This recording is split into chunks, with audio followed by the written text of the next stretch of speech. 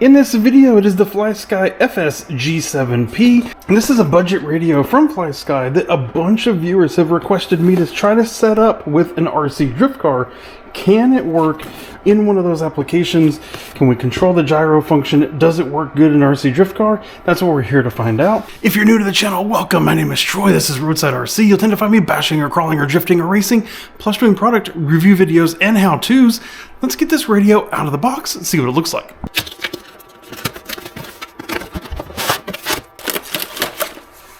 Instruction manual, the radio itself. All right, we'll come back to that here in just a second. And a receiver, along with a battery lead plug. This is where you can plug into the receiver and then into like the balance port on your battery and get live telemetry of voltage. In the instructions, have a couple basics, tell you about which knob is which, some of the things. It does say that instead of running AA batteries, you can actually run a LiPo in the bottom of it, and that is awesome. It also gives you some instructions on how to bind and setting up fail safes if you need that kind of thing. And the controller itself, honestly, looks much nicer than I expected. The pictures you see online of this thing make it look super duper cheap and super plasticky, super like, we're gonna call it year 2000-ish kind of design. But in my hand, it's actually noticeably better than I would have thought. All of our buttons, all of our switches, this interface right here just looks nicer. We have all of our little knobs, we have all of our switches, nice foam grip on the wheel. Let's get some AA batteries in this thing. Takes 4, and get it fired up and start looking at it. Batteries are in it, so we're gonna flip the power switch here. Oh, we got a little music. Not set failsafe. Need to set, not yet. We can come back and do that later. Big interface there. That's quite nice. I like the blue button. We can see right here, steering input, throttle input. Those always seem nice, and it's good from like a double checking, but of course it's not usually very useful. It's not usually very useful when you are actually using the vehicle. We have steering trim and throttle trim, which it does not appear to be a setting here. It seems to be, it's like it's going to be something in the menu itself. The different buttons here, I don't have any indication on the screen when I hit them of what's happening. If I hit the button, now we're going to go into some of our settings. Channel settings, mixes. Ooh, we can do mixes. Timers, switch assigns, that's nice. Fail safes, binding, range test, ESC set, iBus. We can set up the models, overall system. Awesome. Well, hey, this is pretty good. And then it just goes right back around. So if we go in here, we have the ability to reverse any channel that we need to. Endpoint, so if we need to set the endpoint of various channels, we have that. Sub trim, ABS, idle up, engine cut, channel speed. Interesting, so you can actually set the reaction with the steering and how it goes in there. Oh, and the throttle itself. Whoa, that is interesting. It's a fun feature, not something I really plan to use much. Dual rate, if you wanted to use that for anything. So curve, oh look at this, so I can do throttle curve.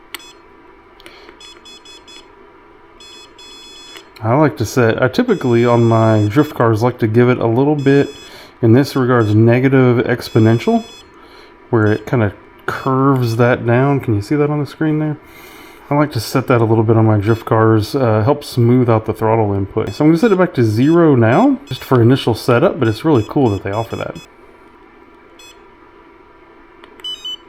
If I go in here to the auxiliary channels, let's just pick one. Let's say channel 4. Type. Oh, you can make it the knob, the switch, the trim. Oh, that's where you're setting it. Oh, okay, that's going to be useful. We're going to need that here in a minute. Mixing is mostly going to be used for stuff like four-wheel steer crawlers, tank driving, things like that. For a drift car, I want to leave all of that unset. Timers I don't need. And then the switch assigns, we'll get to those later as we set up other things. Yeah, in general, this thing looks like it has basically all the features that we're going to want. So let's get this receiver installed in the car, make sure we can bind it up. calibrate this to the ESC, and be on our way. For the receiver mounting, I'm going to make it really pretty easy. Just some double-sided tape, and we're going to mount it here somewhere rearward on the chassis. Make it easier for like my ESC wires and stuff like that to reach, and the servo wire gyro should have plenty of room to get there as well. So in the controller, I found out that if I go up, it'll actually go channel monitor, and then again you can see channel 1 and channel 2, and those are moving. But what's interesting is nothing else is doing anything here. So this is a push button, this is a rotary knob, and I'm looking at this one for my gyro gain. That is VR1, which means we still need to be able to get into the menu. So if I say channel 3, so then I can assign channel 3 to the knob of VR1. Well, then, oh yeah, look, now I can modify it. So that's what we need to do in order to have something set up for the gyro. So whichever one of these you assign VR1 to, that's going to be the one, which I just did 3. That's going to be the one that you need to plug the gyro gain into.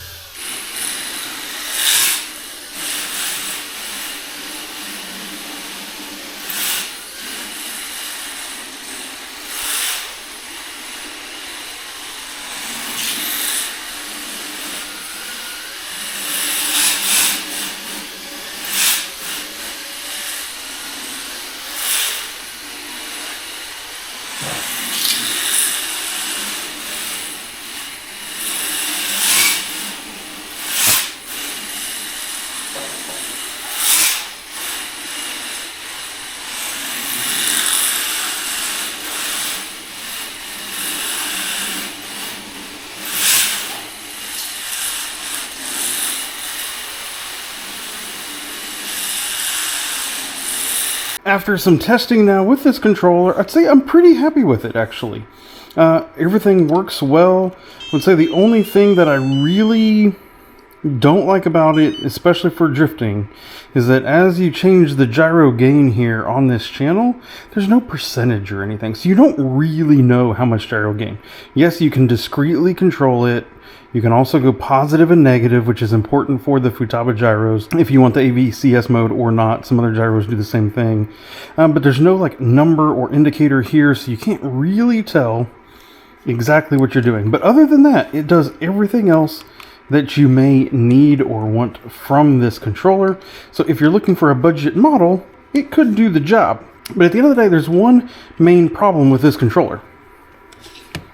It's this one. This is the Dumbo RC. This is the DDF350. As I look at these controllers today, $81, $89. A much more modern and integrated control screen. You have programmability. It's all just the user interface. Everything about it is just nicer. It feels nicer in the hand. It feels like you're holding a more premium remote. This FS-G7P is just older. It stood up well for its age. Honestly, again, in the hand, it is much nicer than I would have expected, but I will not be using it on a regular basis. I would prefer something like this Dumbo RC. So if you are looking for that, a good controller for your RC drift car at a budget-oriented price, this works. This is better. So on that bombshell, I'm going to leave you here. If you have any other questions about the drift stuff or any other testing that I've done over the controllers, car parts, anything like that, there'll be a Drift Tech playlist that'll be popping up over here to your right.